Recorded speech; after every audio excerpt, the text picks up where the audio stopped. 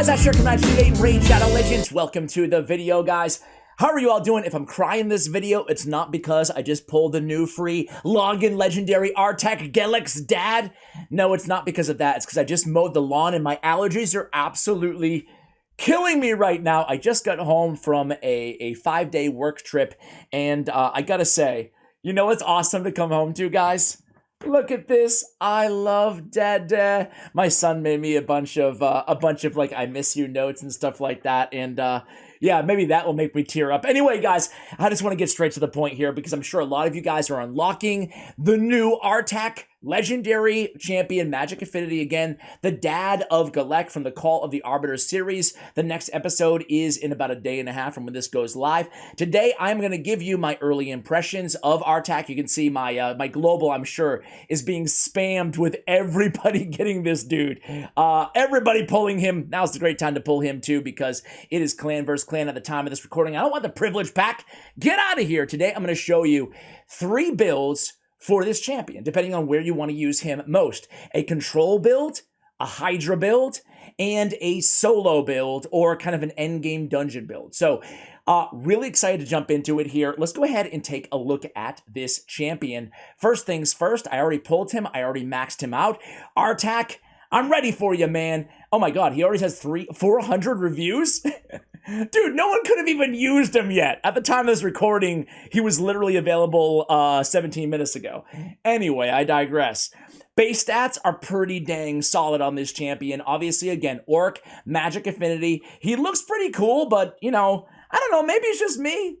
Don't judge too hard, but I think the Orcs, like, they all kind of have that same look about him. Not all of them, but most, right? Very Tuok the Wanderer, very Galek. Doesn't look like ultra legendary to me, but hey, you know, beggars can't be choosers. He's got an amazing kit. That's all we really care about, right?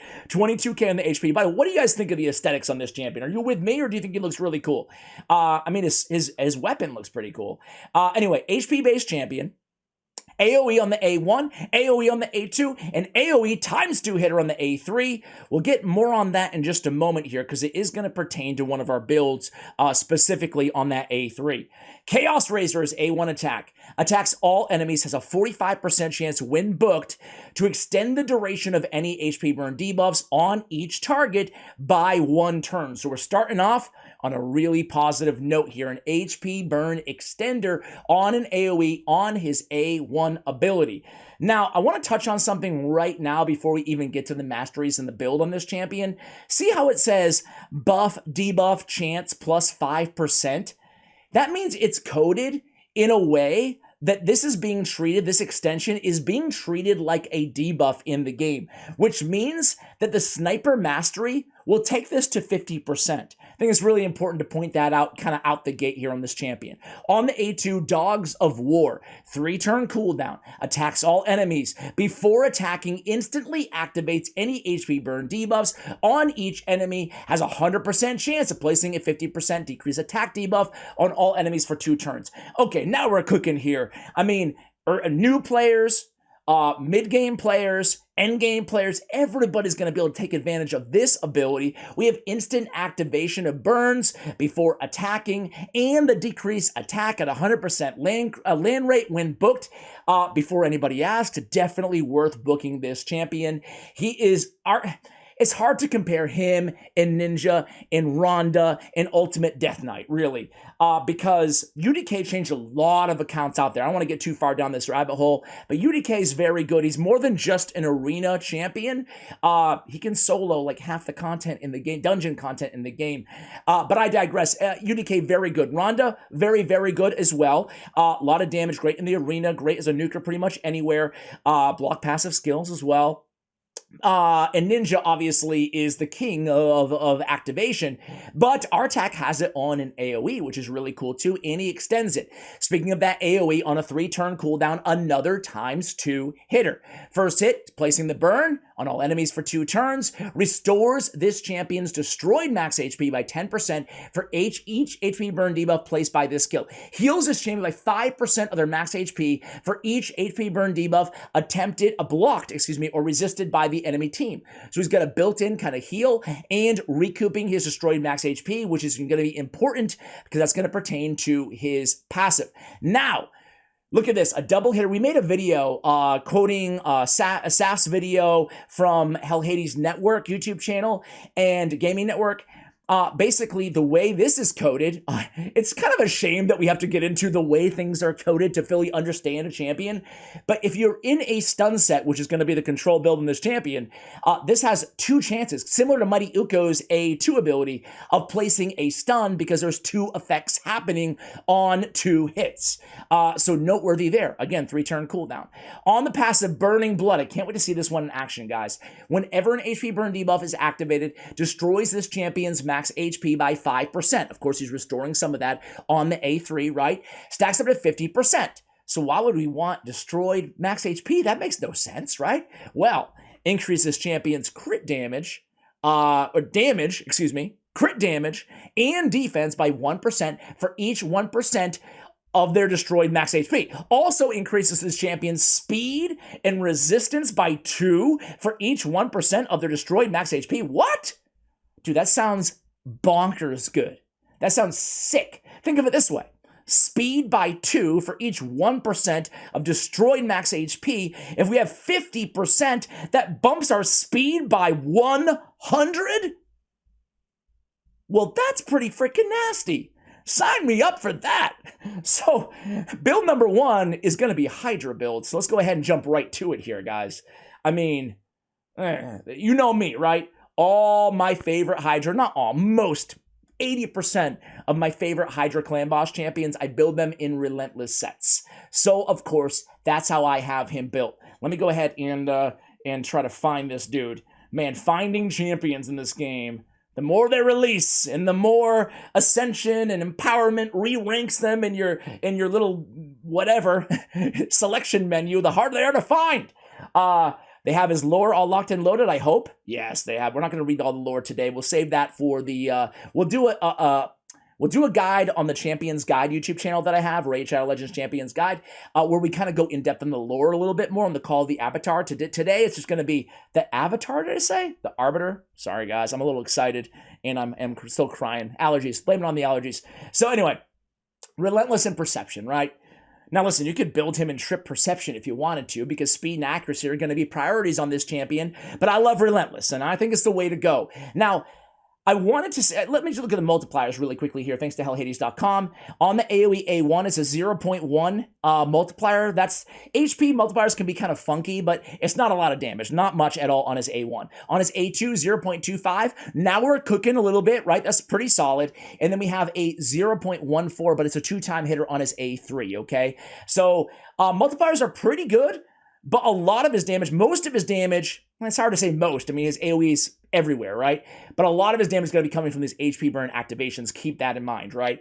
So accuracy is of the utmost important, no matter if you're early game, mid game, late game on this champion. This is going to be kind of an end game build. We're going to try him on Hydra in just a moment here. Let me go through what I have on him right now. HP on the banner.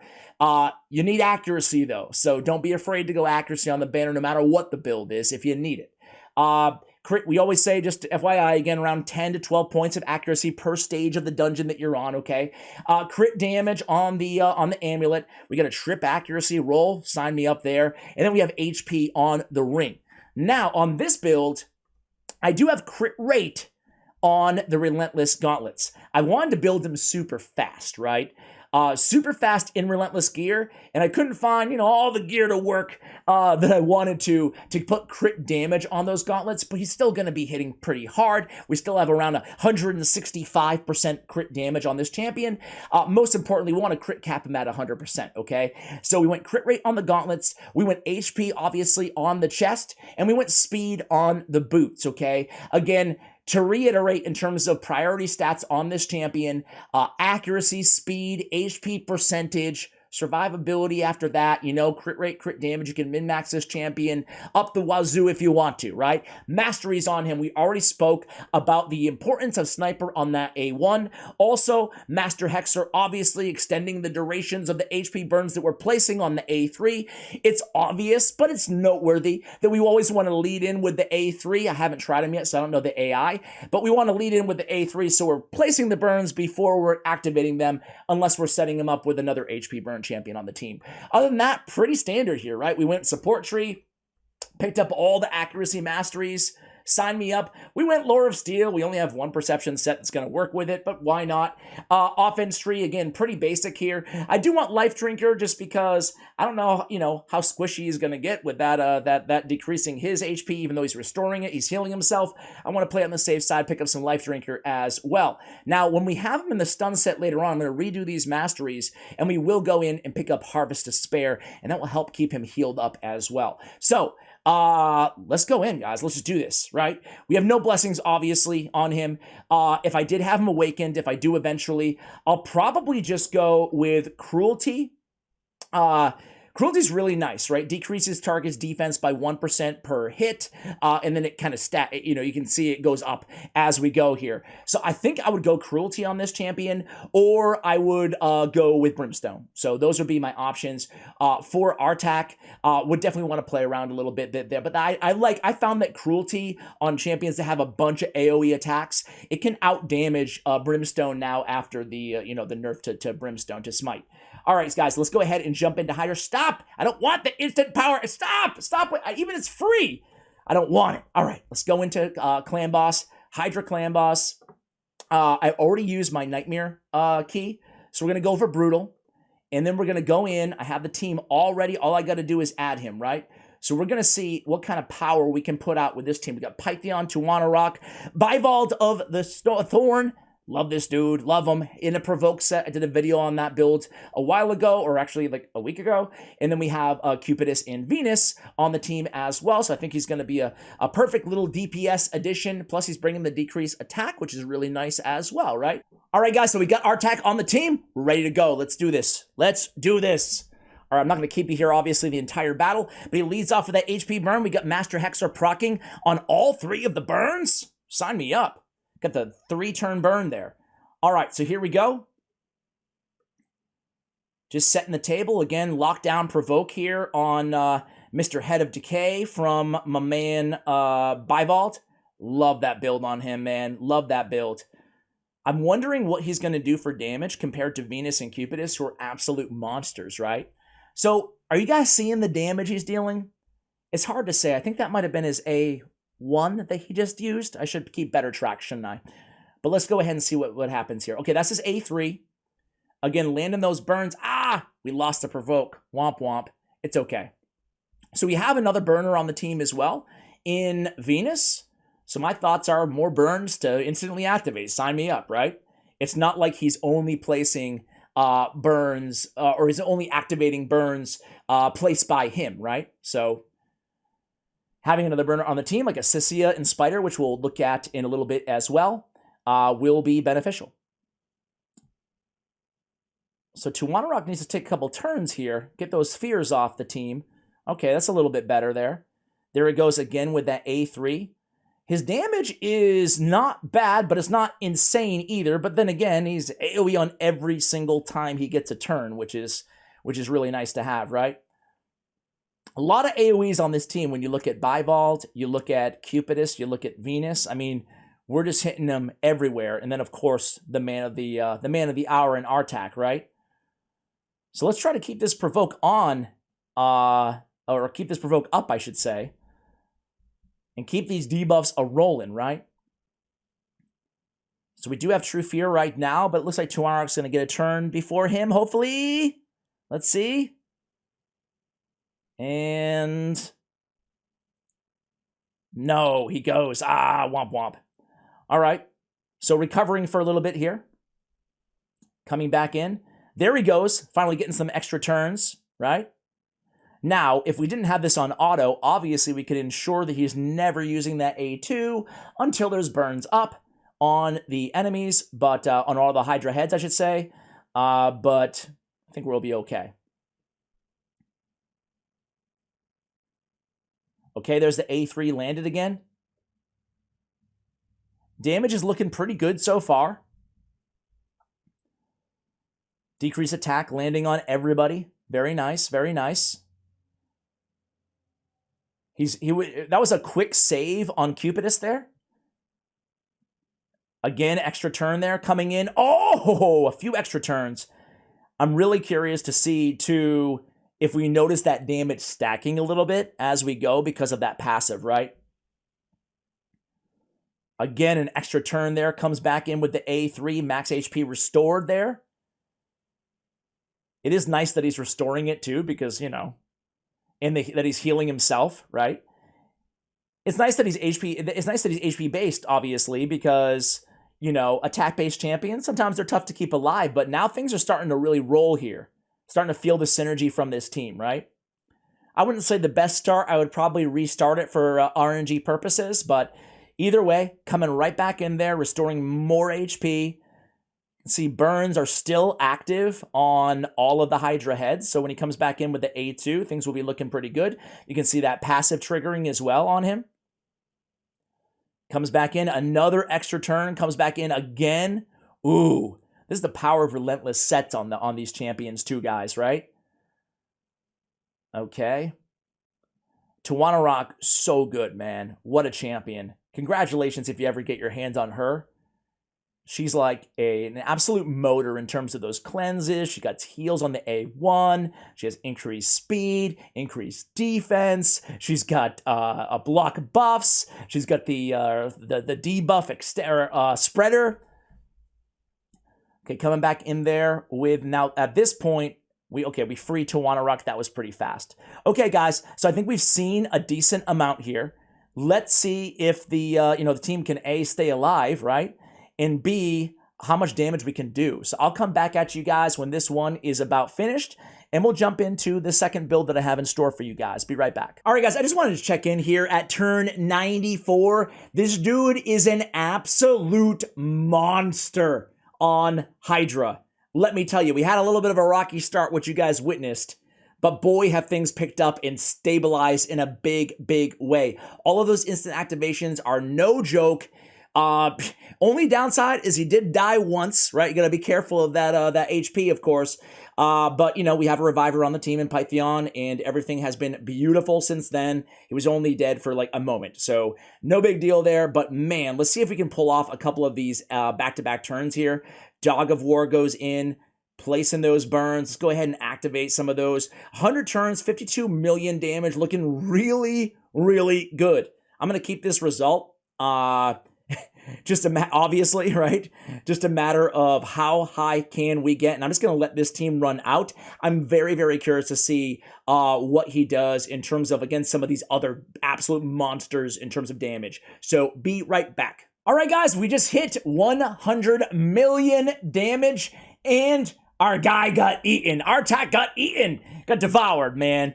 It hurts. It really hurts. Who knows how much longer this team could go, but I really want to show the rest of the builds before I have to go to sleep tonight. So let's go ahead and end it here. Keep in mind, guys, before we see the totals here, think of all the burns that he activated from Venus and Cupidus in addition to his own. So this is like an all burn synergy, team that we're seeing here. Okay, end battle. Let's see what our man Artak did. This guy is really insane. 29 million damage, man. He put out some DPS, dude. And again, that's all the other activations that he brought to the table as well. In addition to that, Cupidus obviously pulling in a million, or make it 38 million damage as well. So I think it's safe to say that Artak is an S-tier Hydra clan boss champion. Just bringing so much. All the HP burn extensions as well. Not as important on a team like this, obviously. But, you know, he's healing himself. I mean, he's doing it all. So we'll keep that result. Guys, let's go ahead and run a quick spider run. I want to see him as a spider burner really quickly before we change builds. All right, guys, so here we are in Spider 25. Threw together a bunch of HP burn and combustors, right? Theodore, Sissia, Artak. We have Coltart, we have Kymar as well. Kymar's going to go first. He's going to lead off with the Phantom Fire A1. Then we're going to have Artak go second. He's going to place the burns, right?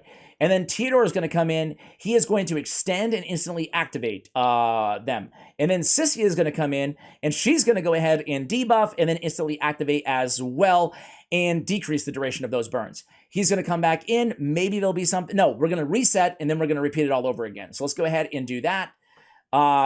so many different ways to run a team like this. Obviously, we could activate using Artak as well.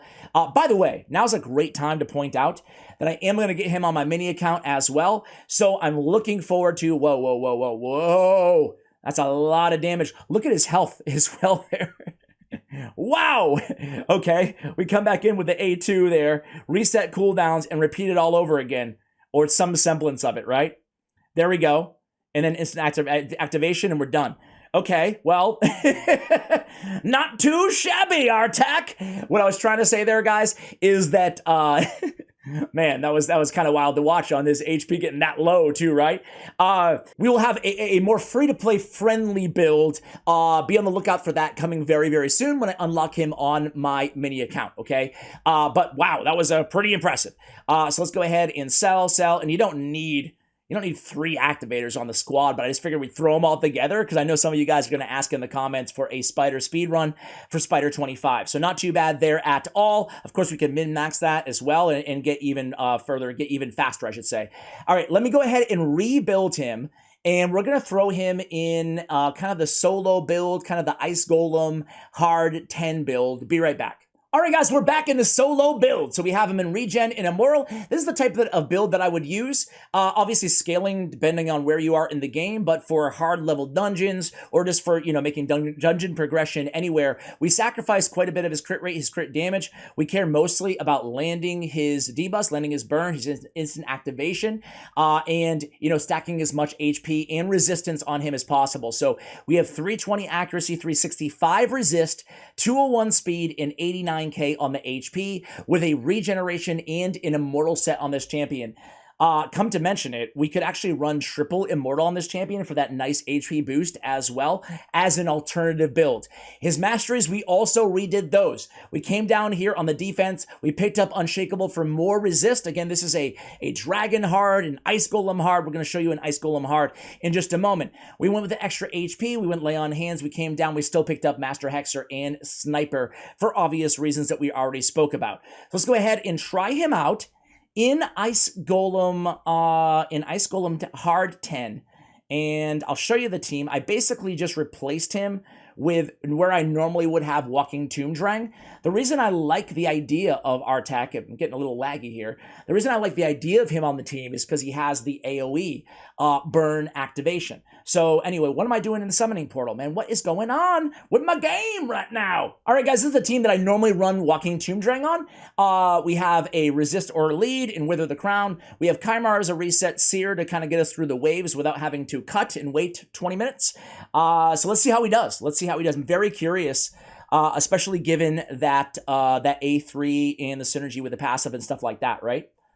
Keep in mind, we're still getting all that speed bonus, which is really insane, off of that passive. I mean, can't overstate how incredible that is enough, right? So typically we're going to lose Kymar, we're going to lose Seer on this portion, lose Lydia eventually as well, and it's going to be kind of the Wither / Walking Tomb Drang, now Artak, soloing the Ice Golem, or duoing, I guess, the Ice Golem. You can't solo with 2 champions, Ash. Come on, bro. So far, so good. It's nice to have that decrease attack as well, because, boy, this Ice Golem smacks. Now, we do need to have that resist up for obvious reasons. We don't want that heal reduction. It's going to really mitigate and not be cool with a regen set on this champion, right? So far, I would say so good. Let's start instantly activating, right? There we go with one of them.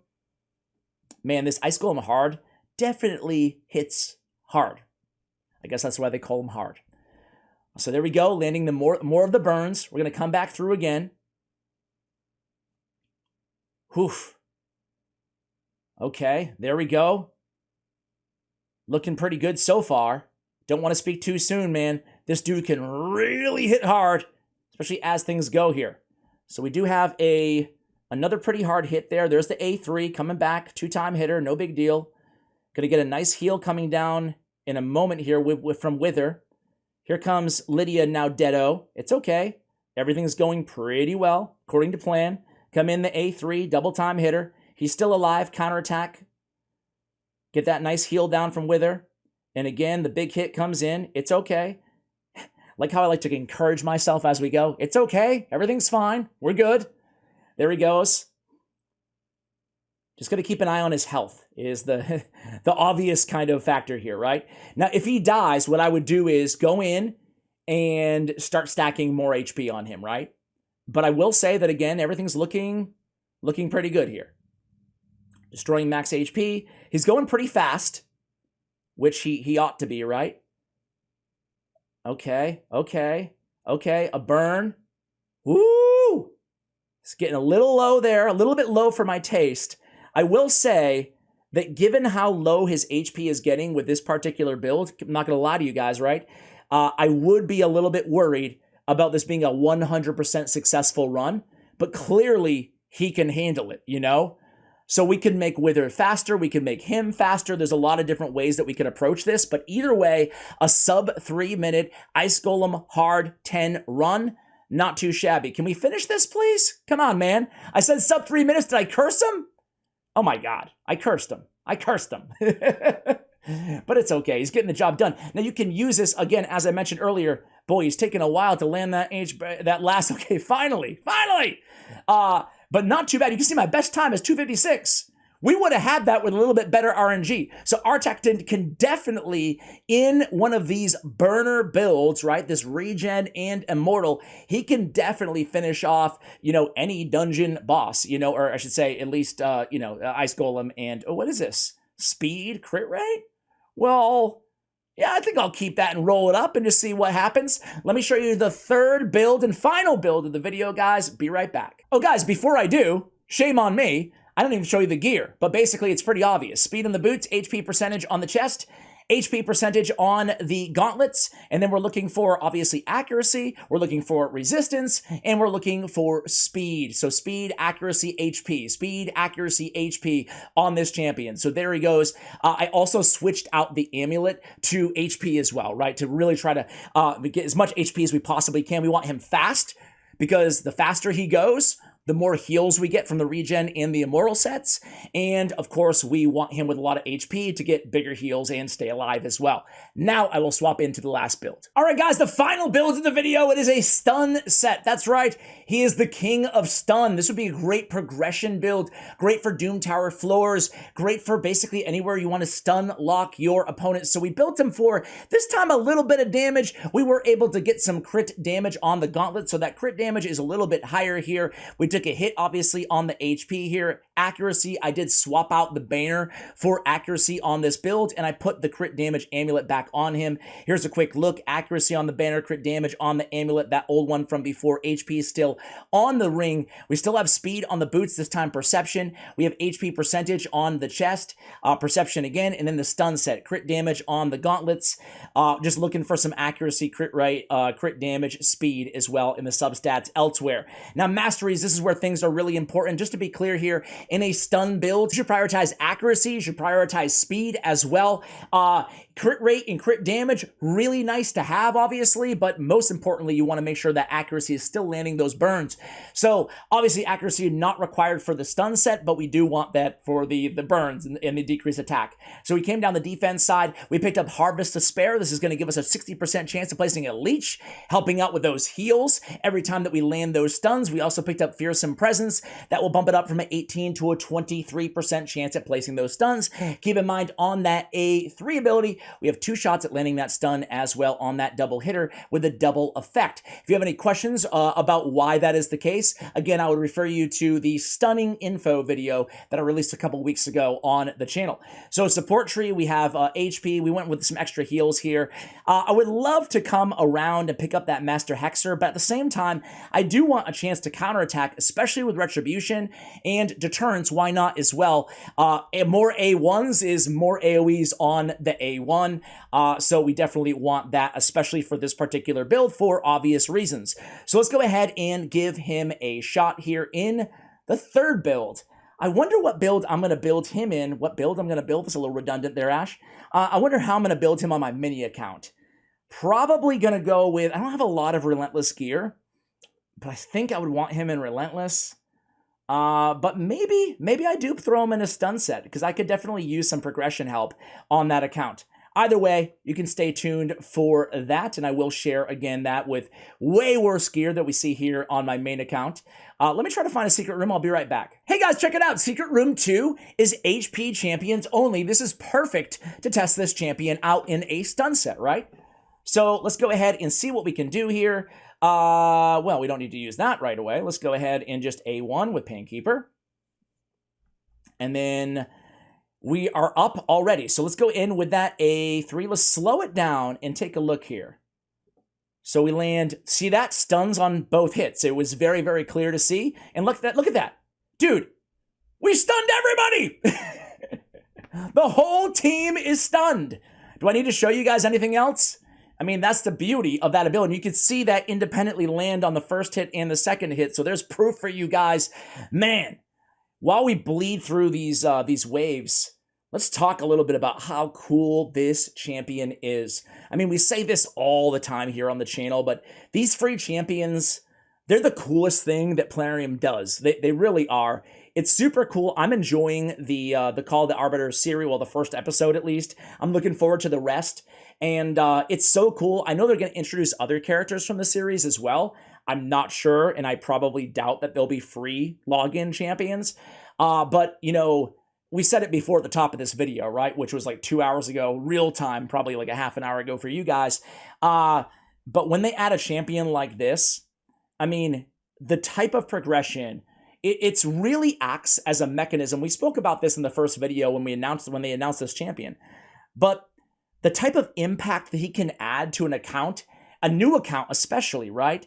Mid-game, end-game, you name it, but even new accounts as kind of a catch-up mechanic, right, cannot be overstated. I mean, we often think about endgame. Obviously, I'm highlighting him in endgame here on the channel, but picture being a brand new player right now, or maybe even a few months ago, right? Maybe you started like right after UDK, and you get UDK, Ronda, and now, I mean, one of the most amazing damage dealers out there in Artak. I mean, that's some incredible stuff. So guys, and look at this, man. He easily outdamaged, you know, Magnar. I mean, no shade at Magnar. He's an epic champion, but just the power of those burns, not to mention the damage as well. What a cool champion. I'm sure we'll find so many more ways to utilize this amazing kit in so many different areas in the game. Hopefully you found this kind of first look at the champion beneficial and helpful for your account. Thank you for watching, and as always, take care, guys.